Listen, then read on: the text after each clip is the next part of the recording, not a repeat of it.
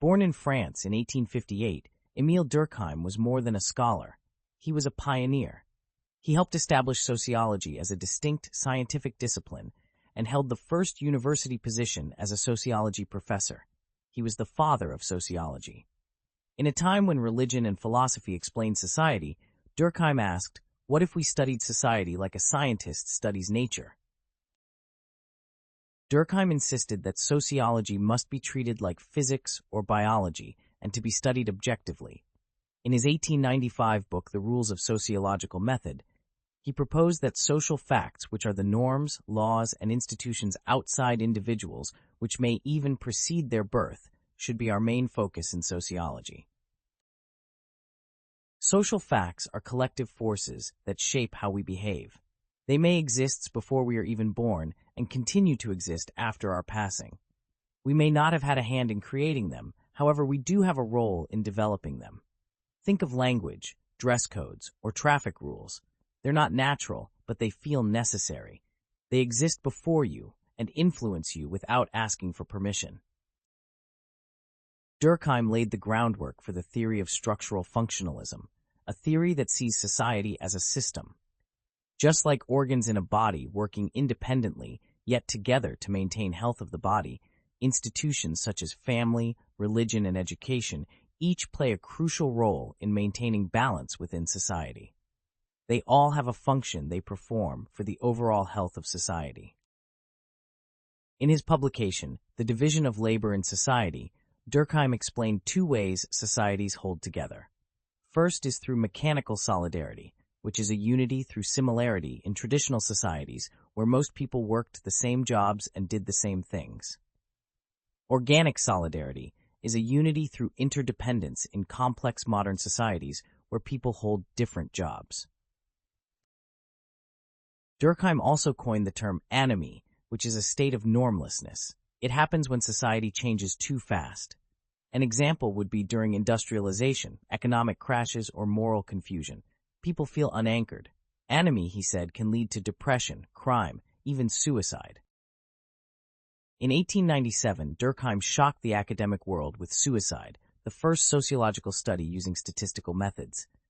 He found that even personal acts have social causes. He identified 4 types of suicide based on integration into society and surrounding communities and regulation of daily life.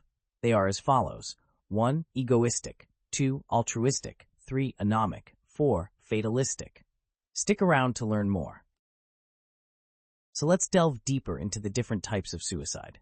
First off is egoistic. It is the isolated person immersed in their ego.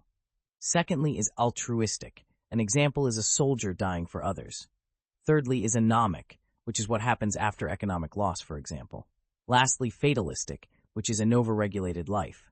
An example is a prisoner's life.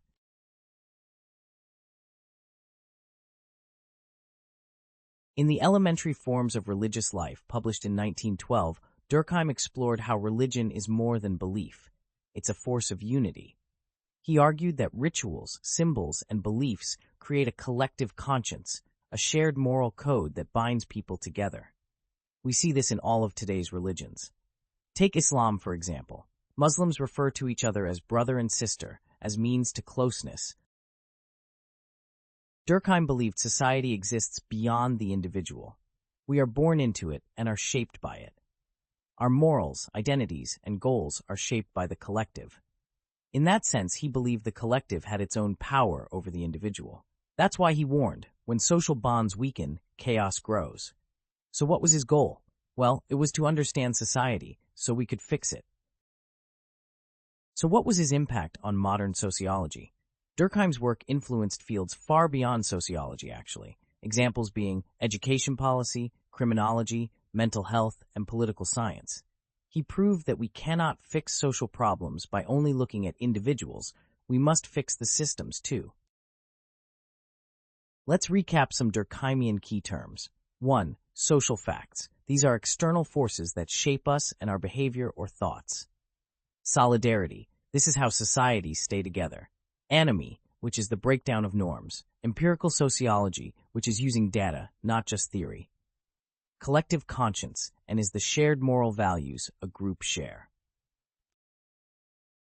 Think about social media, school shootings, and identity crises. How are they solvable? Durkheim's tools help us ask deeper questions in the pursuit of answers. Are we too disconnected? Are our norms too loose or too strict? These types of questions help us reorganize society to yield more cohesion. His vision reminds us, society is not just the people, it's the glue between them. Today, Durkheim is taught in nearly every sociology course worldwide. He's the foundation of Sociology 101. Why? Because he gave us the lens to see society, not just live in it. When you study Durkheim, you're not just learning theory, you're learning how to think sociologically. Durkheim didn't just study suicide, rituals, or education.